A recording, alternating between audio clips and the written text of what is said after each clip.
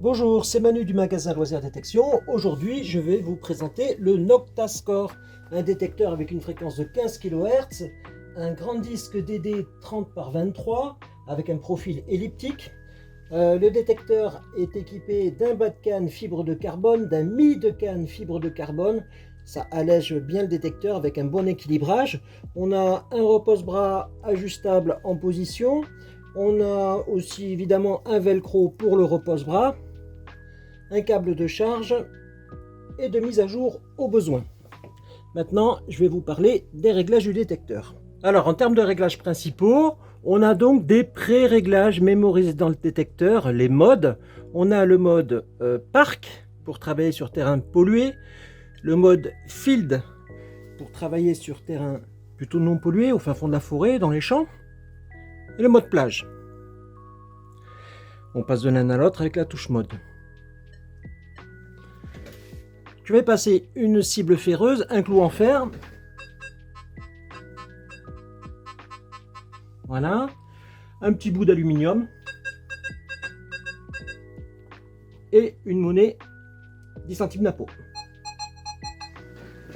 Donc le détecteur est multiton avec 3 tonalités différentes. Accéder au réglage de sensibilité avec le bouton plus et moins. Ça agit donc sur la puissance du détecteur.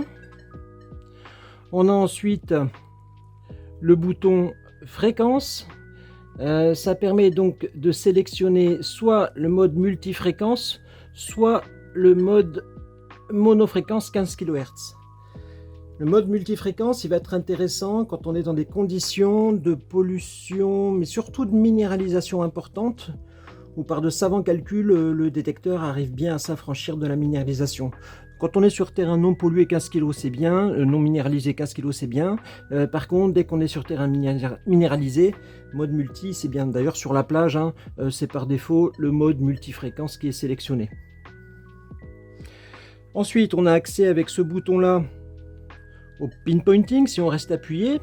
On a accès aussi aux différents profils de discrimination. Vous voyez, les cibles de 0 à 60, là de 0 à 11 sont discriminées. C'est un profil de discrimination F, plutôt sur des zones ferreuses. Voilà, donc différents profils en fonction du type de terrain et de vos préférences. On a accès ici aux différents sous-réglages. Donc ça, c'est le volume tout simplement. Ensuite, le rétroéclairage. Voilà. Hop, le rétroéclairage de l'écran, plus ou moins important. Ensuite, on a l'activation du Bluetooth. Donc le score peut communiquer avec le casque BT Nocta BT et également avec le pinpointer Nocta Acupoint. On a également... Alors ce réglage-là, c'est pour une stabilisation du détecteur en fonction de la minéralisation du sol. Encore une fois, on peut faire une mesure qui va compenser les faux signaux. J'arrive sur plus, ça me permet d'accéder à la vibration de la poignée, parce que le détecteur est étanche à 5 mètres, j'ai oublié de le dire, donc on peut aller sous l'eau, mais sous l'eau les sons ne sont pas entendus, donc la poignée est vibrante, ce qui nous permet de ressentir la présence d'un objet métallique.